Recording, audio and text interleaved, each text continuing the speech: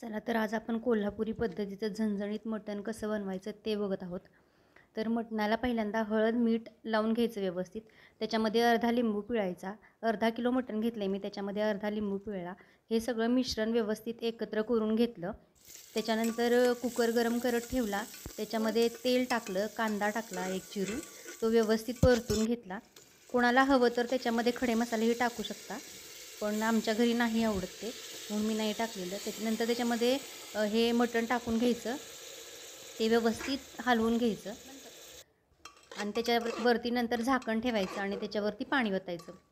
गरम पाणी त्याच्यात ओतायला लागतं ना, त्यामुळे ते ताटावरती ठेवलं तरी ते वाफेनं गरम होतं. आणि दुसरी गोष्ट की वरती ताटात पाणी ठेवल्यामुळं आतमध्ये जे मटणाला पाणी सुटतं ना, ते आटत नाही. त्याच्यानंतर हे पाणी एक 10 मिनटं वगैरे 10-15 मिनटं वगैरे असं ठेवायचं पाणी, ते म्हणजे मीठ व्यवस्थित मटणाला लागते. नंतर त्याच्यानंतर ते पाणी त्या मटणमध्ये टाकायचं आणि कुकर बंद करून घ्यायचा. तर याच्यासाठी लागणारे मसाले बघा मी काय घेतले.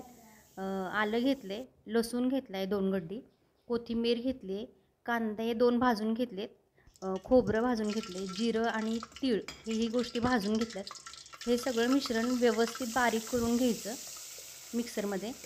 आणि त्याच्यानंतर पातेलं एक ठेवलं, त्याच्यामध्ये तेल टाकलं, त्याच्यामध्ये हे सगळं मिश्रण टाकलं आणि व्यवस्थित हलवून घेतलं. एक 5 मिनटं वगैरे हलवल्यानंतर त्याला तेल सुटतं चांगलं. तेल व्यवस्थित सुटेल ना तर त्याच्यानंतर त्याच्यामध्ये आपण हे शिजवून घेतलेलं चिकन टाकायचं, मटण टाकायचं.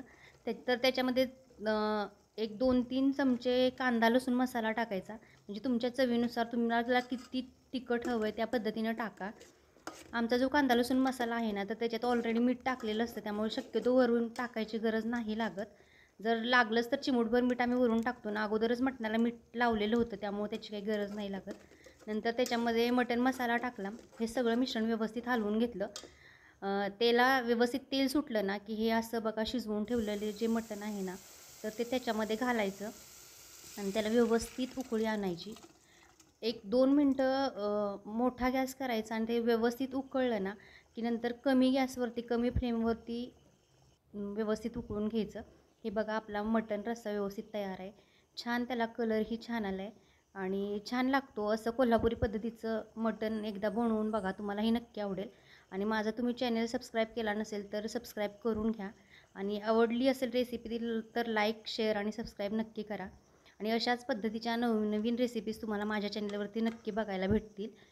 तुम्हाला जर खरोखर माझ्या रेसिपीज आवडत असतील किंवा मी टाकलेला कंटेंट आवडत असेल ना, तर माझ्या चॅनलवरती जे काही मी पोस्ट केले ते सगळं व्यवस्थित बघून घ्या. आणि असाच तुमचा सपोर्ट मला राहू द्या. धन्यवाद.